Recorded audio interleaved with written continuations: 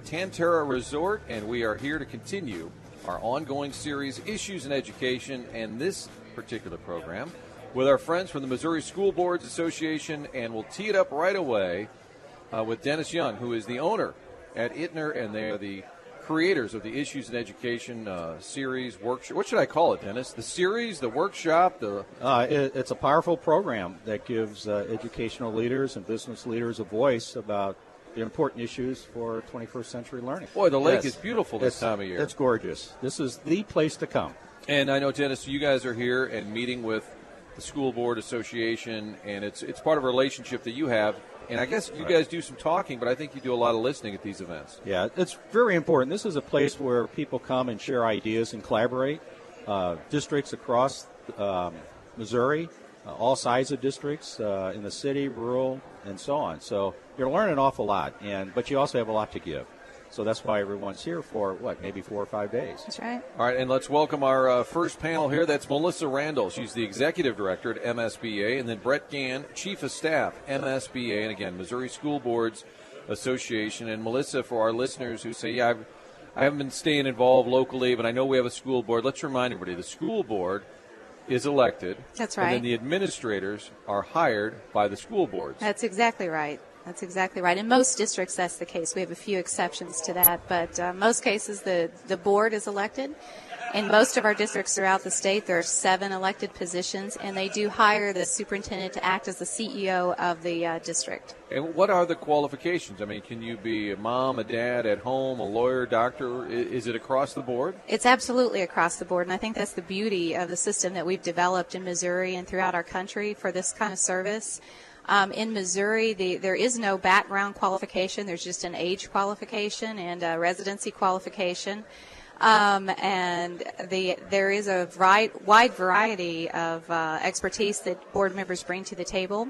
And by the way, they're unpaid for this service. It is an elected position, but they are unpaid. So they're donating their time, their energy, and their talents because they believe in children and their future. Is that pretty much true across the country? If you're on a school board, is that universal? Most states, but there are some states that pay where it is a paid position. So, not Missouri, though. Well, and Brent, let's talk about this weekend here at Tantera. What's taking place? What goes on? Well, this is our annual conference, Martin. We'll have about 1,200 school board members and administrators here and some other folks as well. And we'll have about 130 concurrent sessions on just about every topic you can think of related to public education.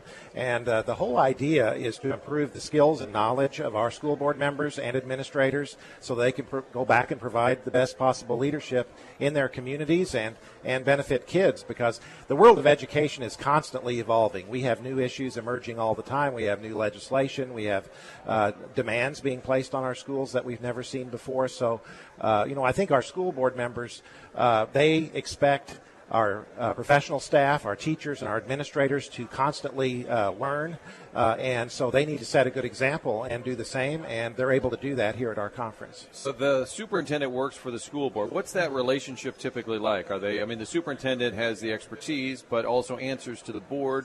Do they meet a lot, or is there a lot of back and forth, and probably some disagreeing? Sometimes. Is there a typical relationship, I guess? I think we really stress the concept of the leadership team, which means the superintendent as the professional educator and the Board of Education. And as Melissa mentioned, the school board members are not professional educators, typically. So they provide the broad policy and goal setting for the school district. They articulate what needs to be done in the school district, what the goals are, and then turn that over to the superintendent and say, you're the professional educator, and you know how to get this done for us. But the board members do not manage the school district on a day-to-day basis. So Melissa, are they sort of a liaison between the families and the parents? So if I'm upset with something at my kid's school, I go to the school board, and then they kind of hammer it out with the superintendent? Well, to some degree, but there is a process for parents to have, in the community at large, to have their issues addressed. The board's responsible for adopting policy, and the policy sets forth the expectations for the district as a whole, particularly their superintendent and the staff he or she hires and manages, and their communication with the community. But it's very important for boards to have open, honest communication with the community so they have strong policies to allow the community to be heard, whether it's at a board meeting. Boards meet monthly, sometimes more than that, more often than that. But Almost every board meets at least once a month, and so they can have that dialogue with their administration and along with the community. Something Dennis touched on in his opening comments about you have rural, you have cities. Is that a fascinating dynamic here where the small school district and the big school district says, well, we don't have that problem, or wait a minute, how did you fix that? Is there interaction like that taking place here? Absolutely, and that's really the fun thing about this conference is that even though there's a lot of unique situations in our state in terms of sizes of districts, we range from less than a couple of dozen students in some districts to tens of thousands of students in other districts. But they often have issues and problems that are very, very similar. They're just different in size and scope. And so learning from each other is such a valuable component of this and other opportunities that we provide at MSBA. Is there and this is a really horrible question, it's a broad question, but is there a current state of education in Missouri, like how you feel, where we've been, where we're headed overall? And I know you work with the school administrators in conjunction with the school boards.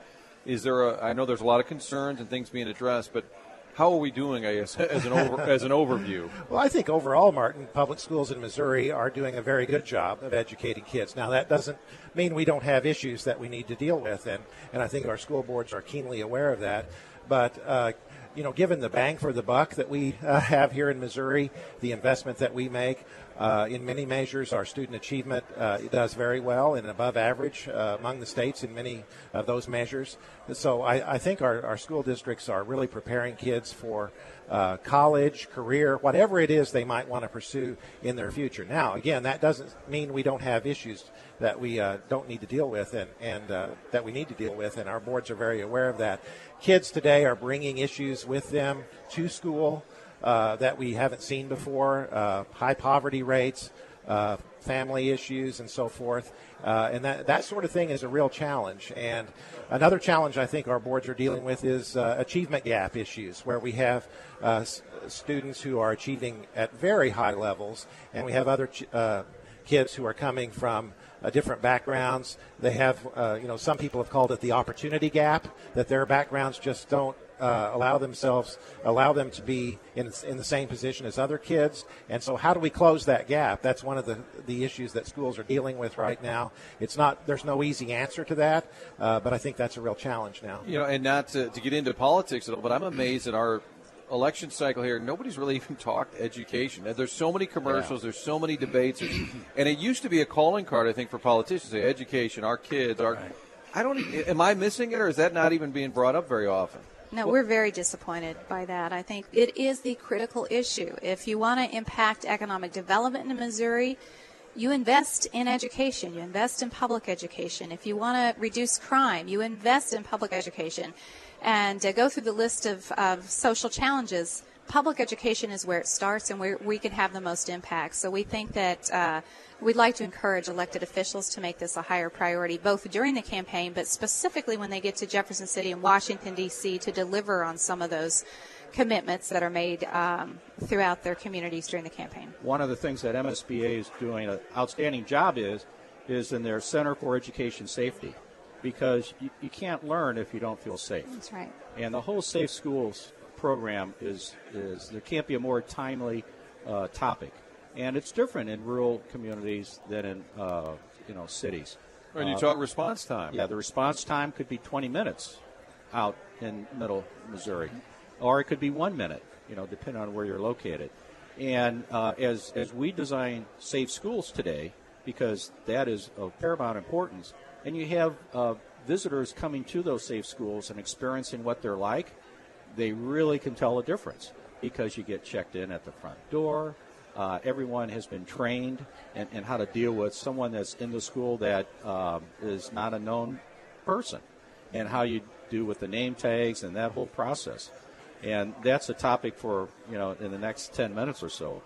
But it is so important. And so what MSBA is doing, and what Melissa's saying about quality of education, I think also goes back to safe schools. That's right. Dennis Young is the president and CEO at Ittner. We also have Melissa Randall, executive director, MSBA, Brent Ghan, chief of staff, MSBA.